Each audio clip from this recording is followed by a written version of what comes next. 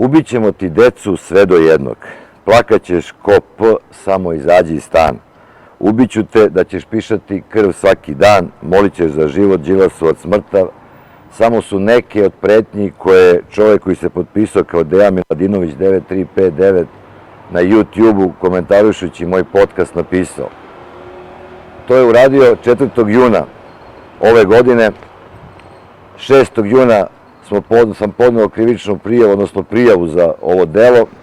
75 dana tužilaštvo i policija nisu radili ništa da nađu čovjeka koji se potpisao imenom i prezimenom.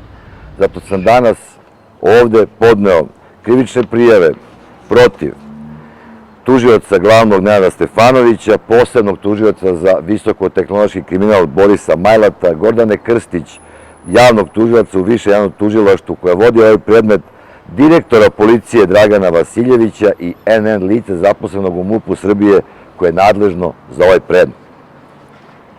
6. juna do danas prošlo je 75 dana. Tek 18. juna tužilaštvo formira predmet, 12 dana posle pretnje da će mi neko ubiti decu. Posle 6 dana otvorenja predmeta, tužiteljka šalje zahtev policiji da nađu ko je ovo lice, da bi se proveo proces. Od tada do danas lice nije pronađeno, policija navodno ne radi ništa, a tužilaštvo isto tako ne radi ništa i čeka.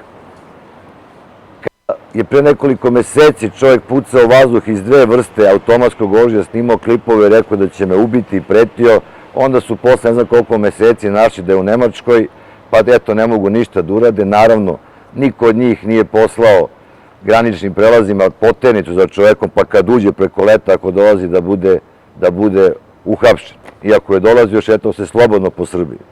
Peđi Mitrović, narodno poslaniku, razbijena glava pre 7 dana na delu grada Beograda, tamo ugao Bičaninove i Kneza Miloša, kamere na sve strane, 7 dana još ni predmet nije formiran. Ali zato, kada neko nešto napiše na WhatsApp grupi, na Viber grupi, na Twitteru, ne daj Bože, u roku od 24 sata ljudi se hapse, privode, pravi se spektakl od svega toga, određuju im se pritvori, zabranjuje korišćenje mobilnih, sve, ali to važi za njih i za njihovu decu. Za glave ljudi s ove strane, za našu decu to ne važi.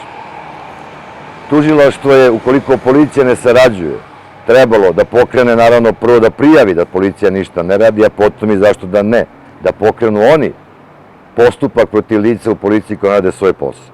Ovako, niko od njih ništa nije uradio. Ovi koji su nadležni da rade nisu prstom mrdnuli, a ovi koji su nadležni da ih kontrolišu, to ne rade. Zato krivična prijava protiv direktora policije što nije kontrolisao svoje ljude, protiv javnog tužioca što nije radio, nije kontrolisao, protiv postupajućih tužilaca što ništa nisu radili 75 dana da nađu čoveka koji se potpisao imenom i prezimenom, jer se vidi odakle poslu svoje komentare. Zbog toga krivične prijave, bez velikog očekivanja će danas neko po njima postupati, ali će ostati zapisane u dokumentaciji, pa jednog dana kad dođe neka prava vlast, kad se napravi pravo tužilaštvo, verujem da će i ovakve stvari, koje su realno saučešće u pretnjama, da ne kažem u pokušaju izvršenja ovakvih krivičnih dela, biti procesuirane. Do tada krivična prijava za nesavestan rad u službi, član 361, zloupotreba službenog položaja, član 359, pa ćeraćemo se još.